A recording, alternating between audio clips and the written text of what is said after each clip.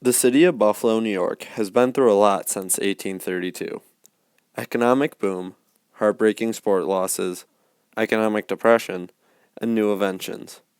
The past few decades have given Buffalo a bad reputation, but in the past couple of years, Buffalo has been going through a renaissance.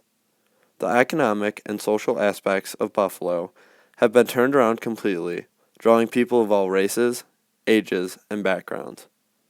There is a lot for Buffalonians to be prideful of, and part of that is due to our rich history. Buffalo was laid out by a guy named Joseph Ellicott. Ellicott was considered to be an expert surveyor, and he was hired by the Holland Land Company to lay out the streets of Buffalo.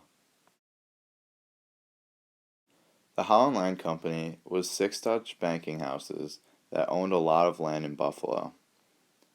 They were involved in the Treaty of Big Tree, where the Senecas were forced to relinquish their land to these bankers. From this, Ellicott, along with 130 other surveyors, were able to survey this land from March 1798 to October 1800. Soon after this came the War of 1812, which had a great impact on Buffalo. On December 28, 1813, Buffalo was burnt to the ground by the British. Buffalo was forced to rebuild, as well as Black Rock, Lewiston, and Manchester. This all laid out the groundwork for Buffalo's emergence as an important city. But it wasn't until the Erie Canal came along that Buffalo became such a thriving city full of industry. The Erie Canal was opened in 1825, and its purpose was to connect Lake Erie to the Atlantic Ocean. 80% of the population lived within 25 miles of this new canal. Since Buffalo was the last stop for this canal, it really uplifted Buffalo's economy and made it a nationally renowned place to be. In 1842, Joseph Dart perfected the power grain elevator after Oliver Evans developed the idea. The first grain elevator was at the foot of Commercial Street on Buffalo Creek in the First Ward. Cheap Irish labor, called scoopers, made up 90% of the workforce at the grain elevators. The scoopers lived in the First Ward and saw very unreliable employment and low wages. Scoopers also saw the saloon boss system, which provided them food, beer, and homes.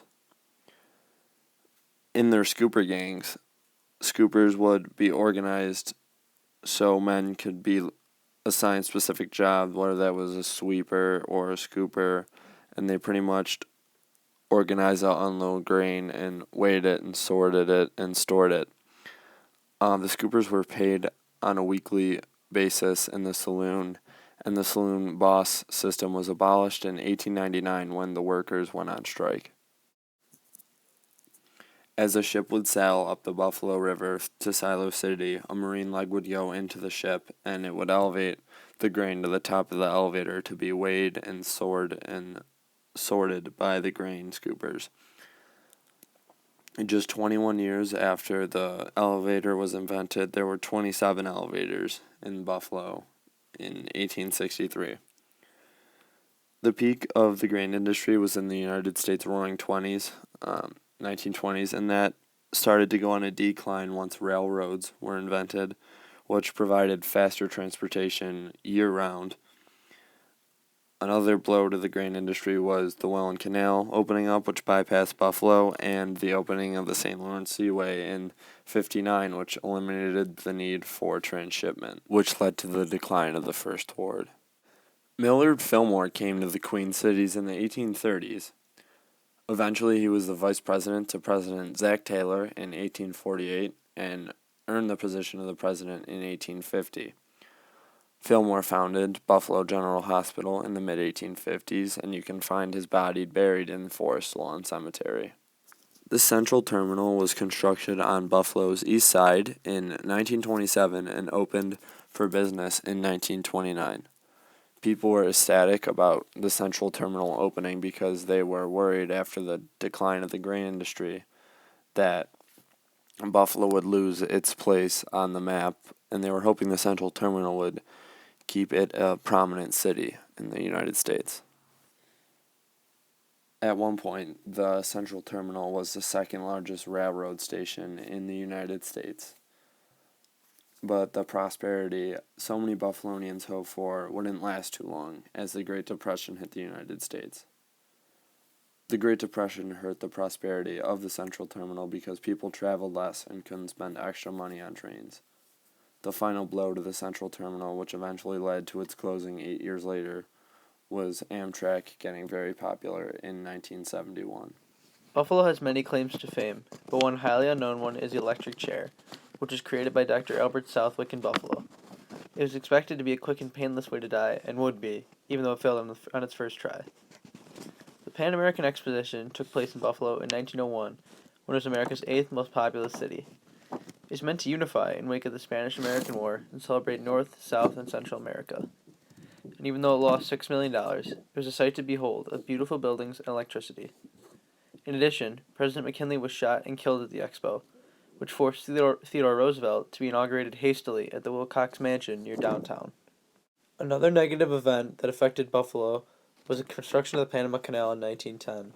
This diverted traffic away from Buffalo Harbor and caused Buffalo to lose much of its infrastructure. Buffalo's overall history at this time was also marked by the steel industry.